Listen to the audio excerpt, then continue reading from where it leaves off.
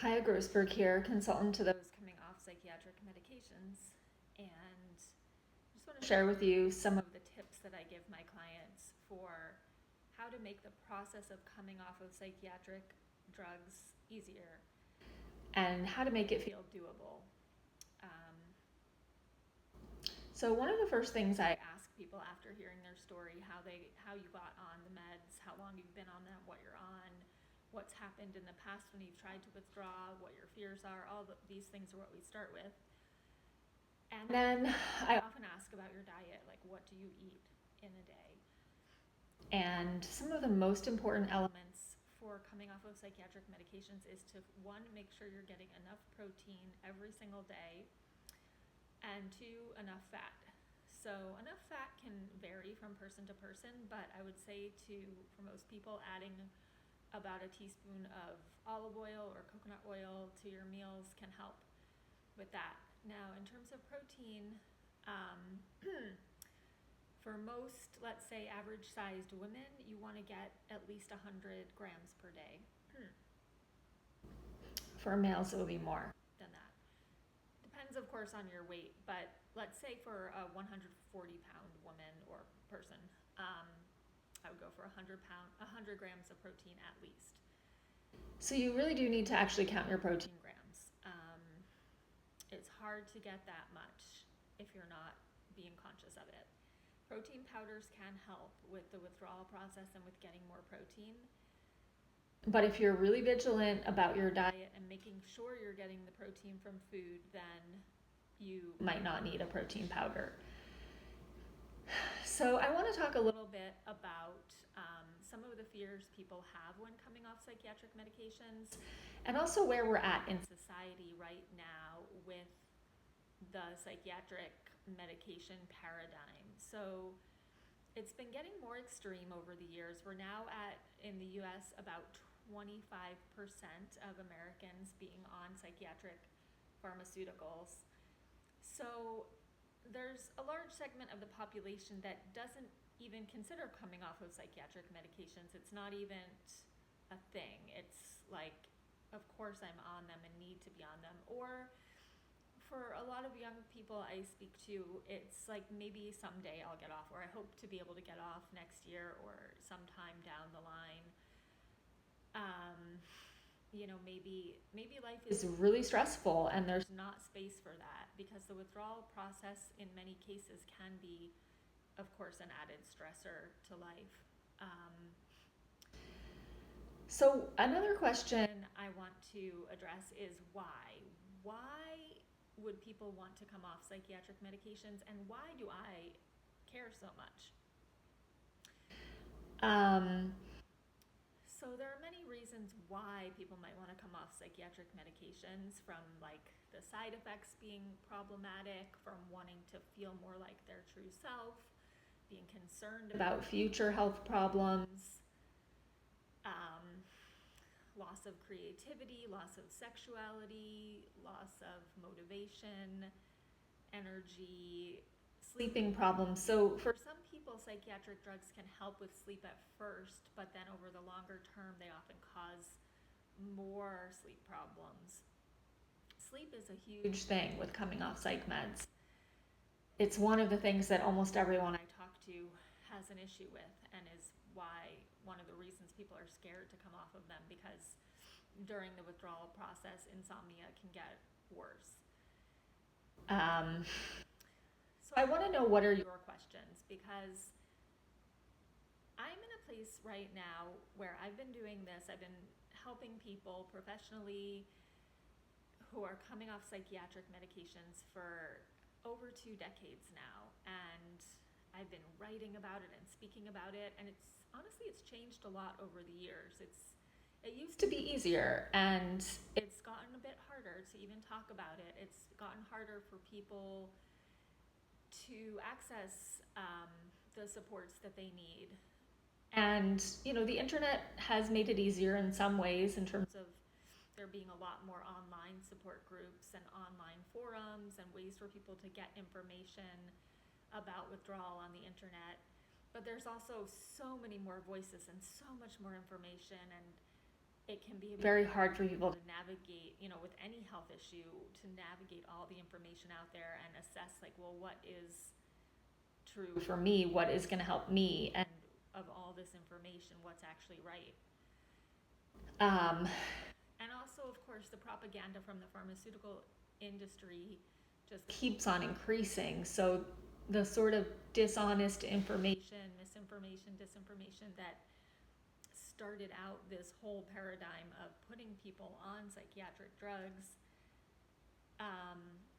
for kind of a trauma or emotional issues that could possibly have been dealt with in healthier ways, or more patient ways, or more grounded ways that are holistic and inclusive of the whole being, have become less and less normalized. So the paradigm of going on psychiatric medications has become more and more normalized,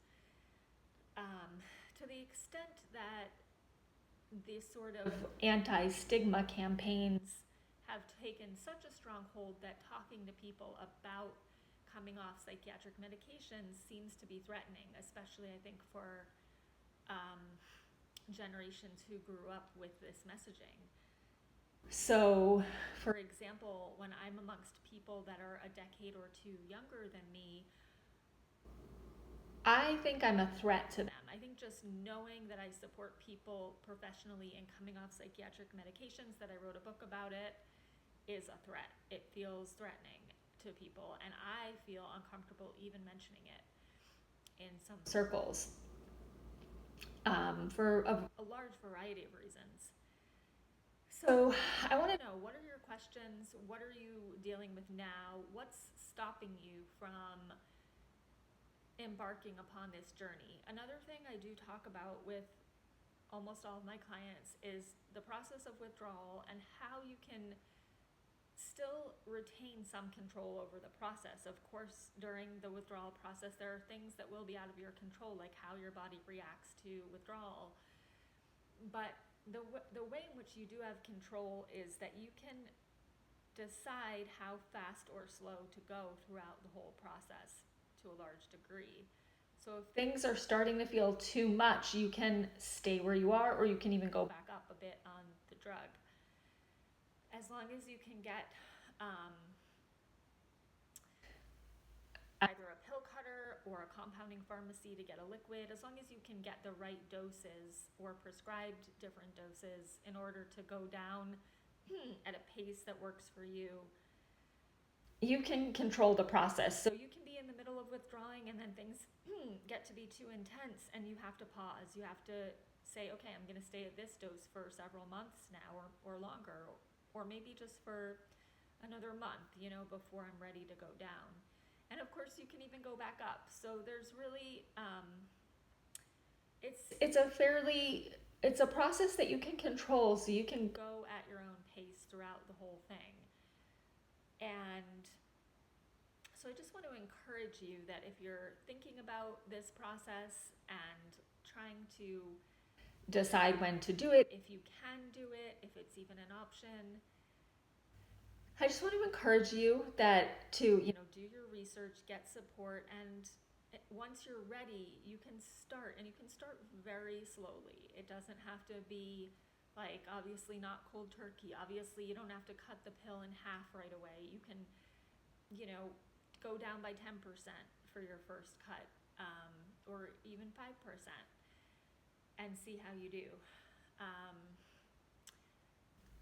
I will say that for me and almost everyone I've ever met that's gone through the process, it does feel worth it. There's so much that makes it worth it. And I'm going to talk more about that in another video, but I'll just leave you with how valuable it is. Like, it's for me, and we're all different. We all have different things that we're here to do in this world, things that we value the most, things that we're here to,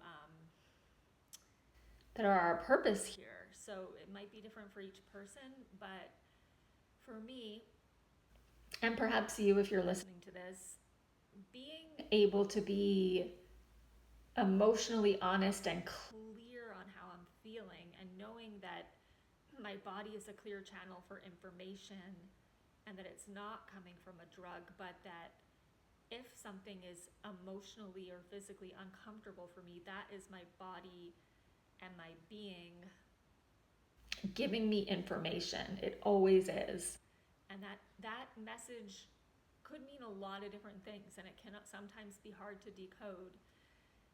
But there's something really magical and amazing about being able to trust it, knowing that it is coming through you without the filter of a drug.